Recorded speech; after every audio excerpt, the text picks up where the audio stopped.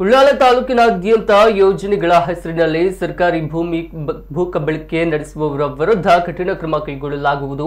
94C ಭೂಮಿಯಲ್ಲಿದ್ದವರ 3 ತಲೆಮಾರುಗಳ ಹೆಚ್ಚಾಗಿದ್ದು ಅವರು ಗೊತ್ತಿಲ್ಲದೆ ಮನೆಗಳನ್ನು ಕಟ್ಟಿರುವ ಸಾಧ್ಯತೆಗಳಿವೆ. ಆದ್ದರಿಂದ ಸರ್ಕಾರ ನೀಡಿರುವ ಭೂಮಿಯಲ್ಲಿ ಉಪಯೋಗ ಹಾಗೂ ದುರುಪಯೋಗದ ಕುರಿತು ಜಿಲ್ಲಾಧಿಕಾರಿಗಳ ನೇತೃತ್ವದಲ್ಲಿ ನಡೆಸುವ ಸಭೆಯಲ್ಲಿ ಪರಿಶೀಲನೆಗೆ ಆಗ್ರಹಿಸುತ್ತೇನೆ ಎಂದು ಕಂದಾಯ ಸಚಿವ ಕೃಷ್ಣ ಬೈರೇಗೌಡ ಹೇಳಿದ್ದಾರೆ.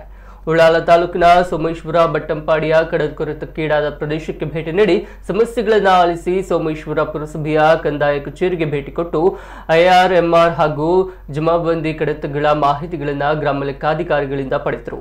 ನಾಟಿಕಲ್ನಲ್ಲಿರುವ ಉಳ್ಳಾಲ ತಾಲೂಕು ಕಚೇರಿಗೆ ಭೇಟಿ ನೀಡಿದ ಸಚಿವರು ಸಿಬ್ಬಂದಿ ಕೊರತೆಯಿಂದ ಕೆಲಸಗಳು ಅಮೆಗತಿಯಲ್ಲಿ ನಡೆಯುತ್ತಿರುವುದನ್ನು ತಿಳಿಸಲಾಯಿತು. ಈ ಕುರಿತು ತಕ್ಷಣ ಕ್ರಮ ಕೈಗೊಳ್ಳುವ ಭರವಸೆಯನ್ನು ನೀಡಿದ ಸಚಿವರು ಜಾಗದ ನೋಂದಣಿ ಕಚೇರಿಯನ್ನ ಉಳ್ಳಾಲ ತಾಲೂಕಿಗೆ ತರುವ ಪ್ರಯತ್ನವನ್ನು ಮಾಡುತ್ತೇವೆ, ಸಭೆಯಲ್ಲಿ ಈ ಕುರಿತು ಚರ್ಚಿಸಿ ಕ್ರಮ ಕೈಗೊಳ್ಳುತ್ತೇವೆ ಎಂದರು.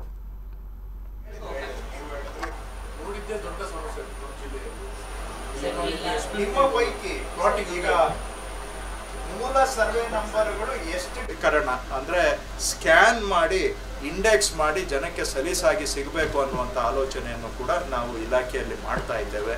ಯಾಕೆಂದರೆ ಕೆಲವು ದಾಖಲೆಗಳು 50 ವರ್ಷ 100 ವರ್ಷ ಹಳೆಯದಿದೆ, ಅವೆಲ್ಲ ಹುಡುಕೋದೇ ಕಷ್ಟ ಆಗಿದೆ ಇವತ್ತು.